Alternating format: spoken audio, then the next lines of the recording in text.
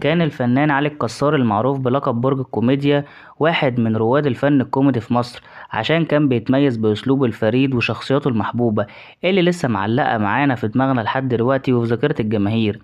قدم علي الكسار أدوار ما تتنسيش، خاصة شخصية عثمان اللي عملها في معظم أفلامه، مما خلاه أيقونة للكوميديا في العصر الذهبي للسينما المصرية.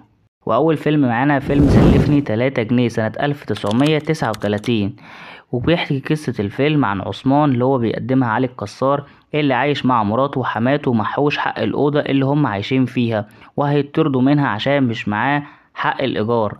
وبيحاول طول الفيلم إن هو يدور على حق الإيجار اللي هو 3 جنيه، لكن بعد أحداث طويلة من الفيلم والمشاهد الكوميدية الجميلة بيكسب 100 جنيه، كل ده من غير ما يكون مخطط له، وكل ده في إطار كوميدي جميل جدا.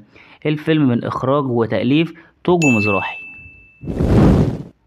الفيلم التاني فيلم علي بابا والأربعين حرامي سنة 1942، وقصة الفيلم في إطار كوميدي بيجسد علي الكسار شخصية علي بابا مع المساعد بتاعه اللي بيقوم بيه دور اسماعيل ياسين.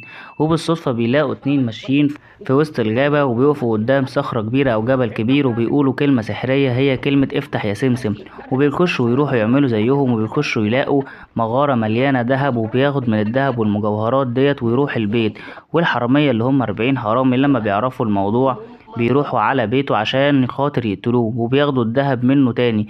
لكن هو لحسن حظه مش هو اللي بيكون بايت في البيت، وكان اخوه ومراته هما اللي قاعدين مكانه، وهما اللي بيروحوا ضحية مكانه. وبيرجع علي بابا عشان خاطر ياخد من الدهب والمجوهرات تاني، لكن بيكشفوه الحرامية وبيتجزد ويتنكر في دور مجرم. كل ده في اطار كوميدي جميل جدا.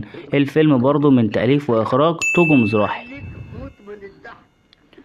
رقم 3 معانا فيلم غفير الطرق سنة 1936، وبتدور أحداث الفيلم حوالين برضو شخصية عثمان علي الكسار، وهو خفير الدرك بسيط بيحاول جاهدا للتصدي للمجرمين، لكن بيقع في العديد من المواقف المضحكة بسبب طيبته وذكاءته اللي بيخلي المجرمين يضحكوا عليه وبيخلوه يقع هو كمان في مشاكل.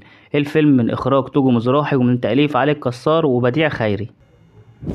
رقم 4 معانا فيلم ألف ليلة وليلة سنة 1941، وبيحكي قصة الفيلم عن صياد فقير بيقوم بيه علي الكسار، بيلاقي طفل في البحر فبيتبناه ويتربيه. وبيتعرض عثمان للسجن بعد صيده في منطقة محرمة، لكن ابنة الملكة بتساعد على الخروج، وبيعتبر عثمان بيلاقي مصباح